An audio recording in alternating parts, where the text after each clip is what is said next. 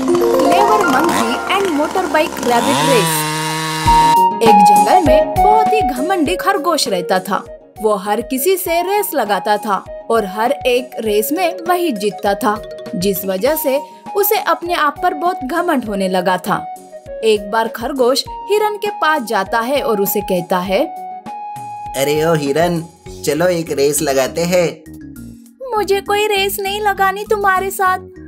तुम्हारे जैसे रेस नहीं लगाती बैठती मैं, बहुत काम रहते हैं मुझे। काम का बहाना मत कर, ये बोल की हिम्मत नहीं है मुझसे रेस लगाने की। ठीक है, फिर चलो लगाते हैं रेस। इस तरह से खरगोश और हिरन में रेस लग जाती है, पर उस रेस में हिरन हार जाती है। रेस जीतने की वजह से खरगोश का घमंड और भी बढ़ जाता है। फिर दूसरे दिन हाथी के पास जाता है और उसे भी रेस के बारे में पूछता है। अरे हाथी भाई, क्या कहते हो, रेस लड़ेंगे दोनों? अरे खरगोश, अब तू मुझे तो बख्श दे। रेस करते वक्त मेरे पैर के नीचे आ गया ना तो जान से हाथ धो बैठेगा। अरे हाथी भाई, जान की बात करके मुझे क्या डरा रहे हो? ये बोलो कि तुम्हें रेस नहीं करनी मुझसे, हार से जो डरते हो। खरगोश की ऐसी बातें सुनकर हाथी रेस के लिए मान जाता है। दूसरे दिन उन दोनों के बीच में रेस चालू हो जाती है। बड़े शरीर की वजह से हाथी ज्यादा तेज नहीं दौड़ पाता है, जिस वजह से खरगोश वो भी रेस जीत जाता है।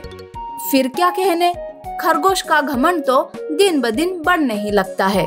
तब खरगोश सोचता है, अरे इस जंगल में ऐसा कोई भी जानवर नहीं है जो मुझसे रेस लगाकर जीत सके।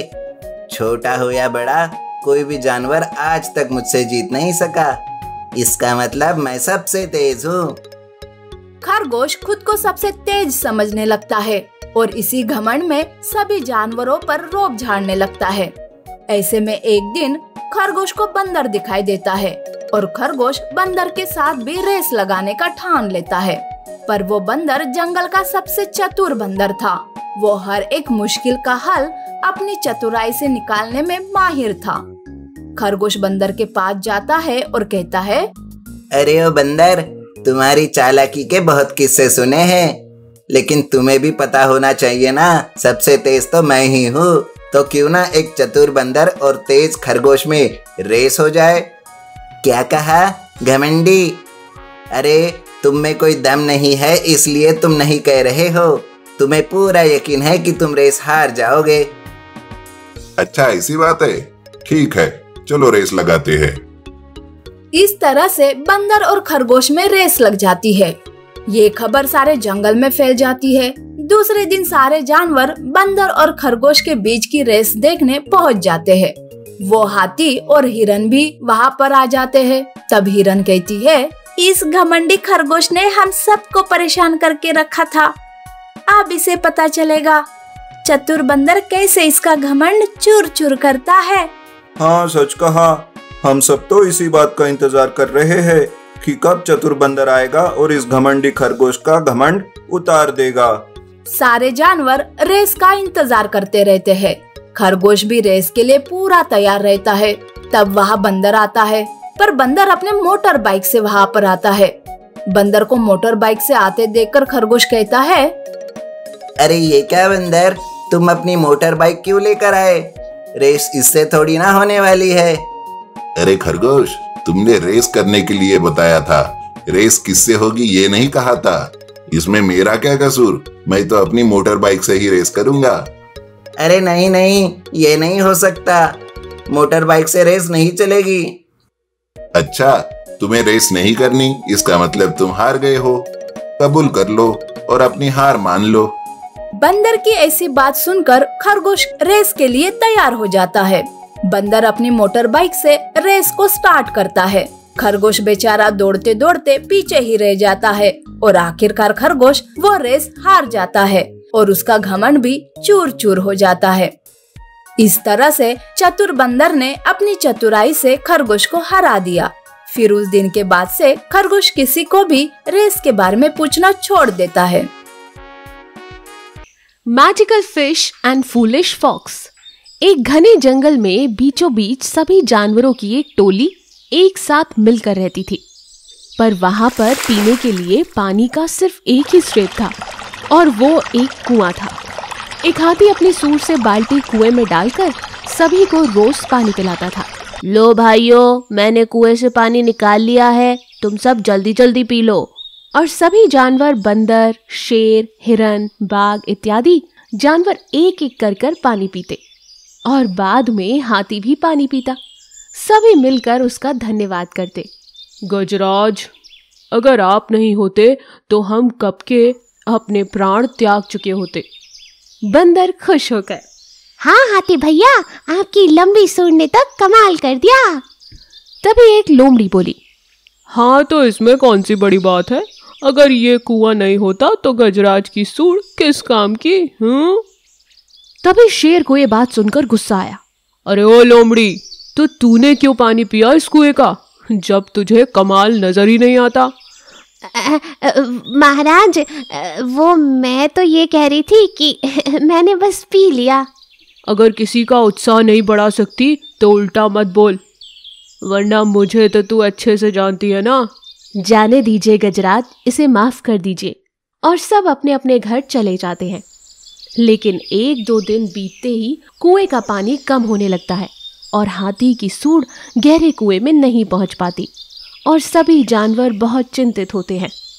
अब क्या होगा, कुएं का पानी तो बहुत नीचे चला गया, हमारे जंगल में तो कोई और तालाब भी नहीं है। अब तो स्वयं भगवान ही हमें बचा सकते हैं। और सभी जानवर मिलकर भगवान से पानी के लिए प्रार्थना करते हैं। प्रार्थना करने के बाद सभी अपने घर चले जाते हैं। लेकिन उसी रात एक घटना घटती है। आसमान में तेज बिजली कड़कती है और रात में बारिश हो जाती है, जिस वजह से जंगल का गहरा हिस्सा तालाब में बदल जाता है और आसमान से उस तालाब में एक जादुई मछली गिरती है। सुबह होते ही जब बंदर आकर देखता है कि उसके जंगल में तालाब है, तो वो इस बात की खबर सभी जानवरों को देता है। सभी जानवर अपने जंगल में तालाब देखकर आश्चर्य हो जाते हैं। देखो, भगवान ने हमारी सुन ली, ये तालाब हमारे लिए भेजा है, इसलिए आज से इसका नाम जादुई तालाब होगा। और सभी जानवर तालाब में पानी पीकर आते हैं और बहुत खुश रहने लगते हैं। एक दिन बंदर तालाब में पानी पीने के लिए जाता है कि उसे एक रंगीन मछली दिखाई देती है। अरे वाह, कितनी सुंदर मछली, काश इसे मैं छू पाता। और वो मछली पानी से बाहर आती है और बंदर से कहती है, सुनो, तुम मुझे छू सकते हो, मैं एक जादुई मछली हूँ और मुझे मेरे इष्ट देव ने तुम सबकी मदद के लिए भेजा है। क्या? ये तुम सच कह रहे हो? मतलब गजराज ने सही कहा था, ये जादुई तालाब है और तुम इस तालाब की जादुई मछली हो।